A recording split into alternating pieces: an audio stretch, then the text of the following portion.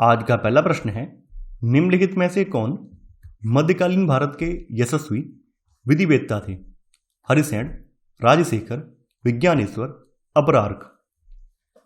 विज्ञानेश्वर ने याज्ञवल्क्य स्मृति पर मिताक्षरा नाम से टीका लिखा था और मिताक्षरा को भारत में हिंदू कानून की पुस्तक माना जाता है।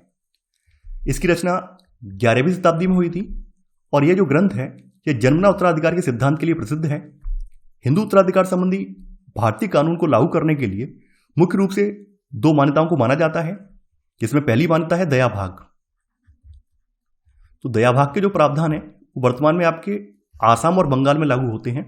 वहीं जो दूसरी मान्यता है मिताक्षरा, इससे संबंधित जो प्रावधान है वो समूचे भारत में लागू होते हैं। तो यहां पर आपका सही आंसर है पहले का सी, विज्ञानेश्वर। दूसरा प्रश्न है आपका, लाल किला स्थित हीरा महल का निर्माण किसने करवाया था? औरंगजेब, शाह आलम द्वितीय, मोहम्मद शाह, बहादुर शाह द्वितीय।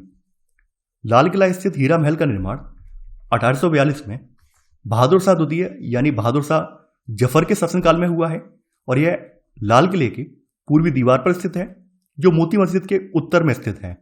तो यहां पर आपका सही आंसर है सेकंड का डी वाला, बहादुर शाह द्वितीय। तीसरा प्रश्न है आपका, सूफी आंदोलन के संबंध में निम्नलिखित में से सही कूट का चयन कीजिए। जो लोग सूफी संतों से शिष्यता ग्रहण करते थे उन्हें मुरीद कहा जाता था। सूफियों के धर्म संघ जो इस्लामी सिद्धांत के समर्थक थे बेसारा, और जो इस्लामी सिद्धांत से बंधे नहीं थे बासरा कहलाए। सूफी जिन आश्रमों में रहते थे उन्हें खानकाह कहा जाता था। चिश्ती सिलसिला का मुख्य केंद्र अजमेर था। देखिए, सूफियों के धर्म संघ जो इस्लामी सिद्धांत के समर्थक थे बासरा, और जो इस्लामी सिद्धांत के बंदे नहीं थे उनको बेसरा कहा जाता था।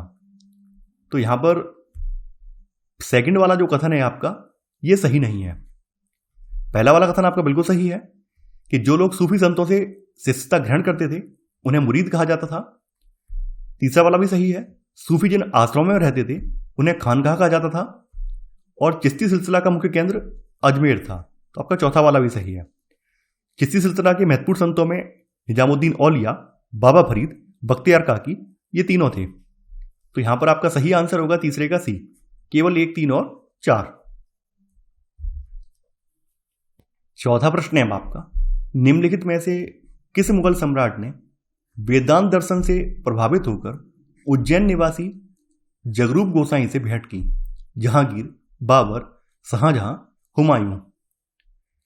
देखिए, जहांगीर को सर्वाधिक शांति वेदांत के अनुयायियों के बीच मिलती थी और वेदांत को वह तसव्वुफ शास्त्र कहता था।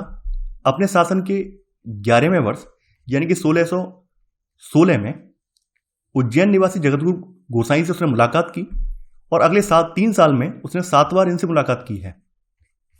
तो यहां पर आपका सही आंसर है चौथे का ए वाला। पांचवा प्रश्न है आपका, निम्नलिखित में से किस बहमनी शासक द्वारा खगोलकी को प्रोत्साहन दिया गया और दौलताबाद के पास एक वेधशाला बनवाई गई? अलाउद्दीन हसन, मोहम्मद शाह प्रथम, ताजुद्दीन फिरोज, शिहाबुद्दीन अहमद। 1347 ईस्वी में हसन गंगू उर्फ अलाउद्दीन हसन द्वारा बहमनी राज्य की स्थापना की गई और इसने गुलबर्गा को अपनी राजधानी और मराठी को अपनी राजभाषा बनाया।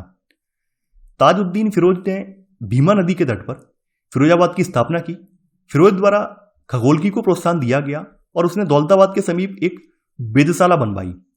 तो यहां पर आपका सही आंसर होगा 5वें का सी, ताजुद्दीन फिरोज ने एक वेधशाला का निर्माण करवाया था।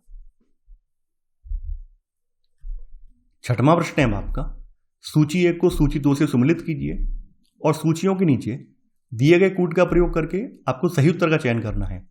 सूची 1 में प्रांतपति हैं, सूची 2 में उनके विशेष नाम हैं।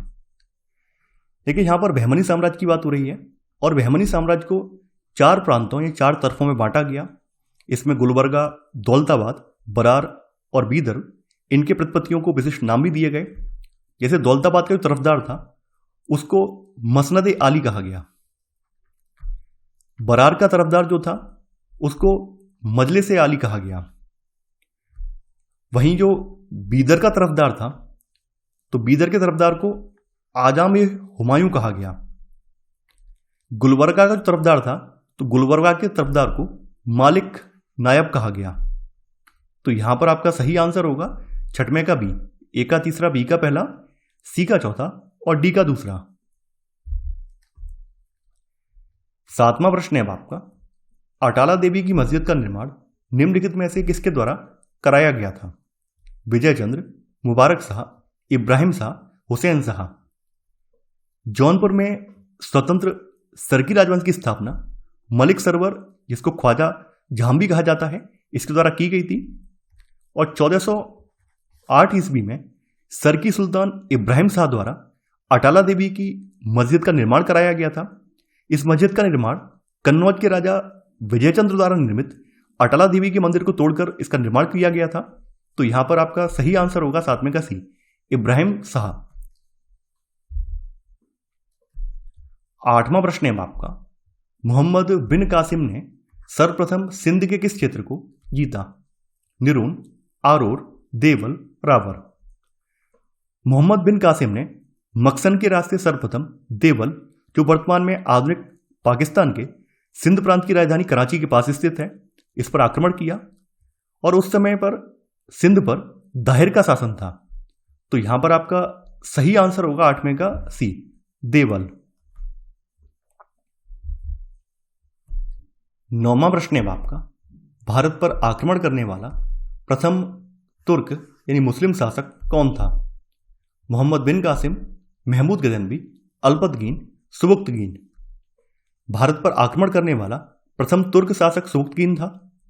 सुबुक्तगीन ही प्रथम तुर्की शासक था जिसने हिंदू शाही शासक जयपाल को पराजित किया था। देखिए, सुबुक्तगीन जो था ये अल्पतगीन का गुलाम था, बाद में स्वतंत्र हो गया है ये। और सुबुक्तगीन की मृत्यु के पश्चात उसका पुत्र महमूद गजनवी ये शासक बना है। और इसने 1000 से लेकर 1027 के बीच में 27 बार भारत पर आक्रमण किया है। कितनी बार? 27 बार भारत पर आक्रमण किया है। तो यहां पर आपका सही आंसर होगा 9वें का डी वाला, सुबुक्तगीन। 10वां प्रश्न है आपका, निम्नलिखित में से किसे दिल्ली सल्तनत का वास्तविक संस्थापक माना जाता है?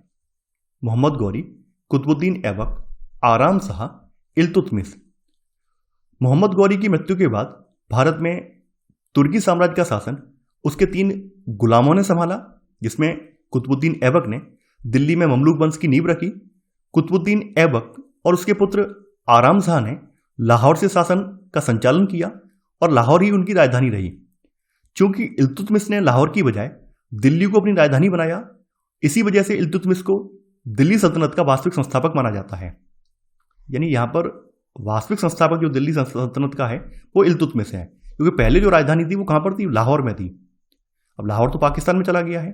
तो बाद के इतिहासकारों ने ये माना है कि जो वास्तविक जो दिल्ली सल्तनत स्थापित हुई है वो इल्तुतमिश ने की है। ये इतिहासकारों ने ये माना है। तो यहां पर आपका सही आंसर होगा 10वें का डी वाला। तो ये था हमारा आज का वीडियो। आई होप आपको आज का वीडियो पसंद आया होगा। आप लोग इस वीडियो को लाइक और शेयर करना बिल्कुल ना भूलें। तो चलिए आज के लिए इतना ही।